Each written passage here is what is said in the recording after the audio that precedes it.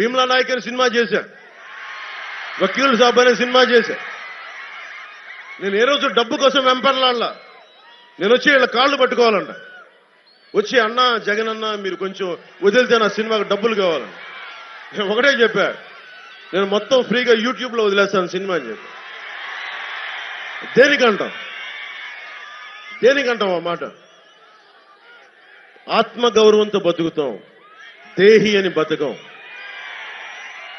ఆత్మగౌరవం కోసం ప్రాణాలు వదిలేసుకుంటాం, అంతేగాని ఎర్రచందనం చెట్లని నరికే వాళ్ళ దగ్గర, కులాల మధ్య చిచ్చులు పెట్టే వాళ్ళ దగ్గర, మెగాస్టార్ చిరంజీవి గారిని తీసుకొచ్చి టేబుల్ పైన కూర్చోబెట్టే వాళ్ళకి మేము లొంగం. వైఎస్ జగన్ ఒకటే గుర్తుపెట్టుకోవాలి, జగన్ ఇది 2009 కాదు 2024 గుర్తుపెట్టుకో. తెగించొచ్చాం రాజకీయాల్లోకి.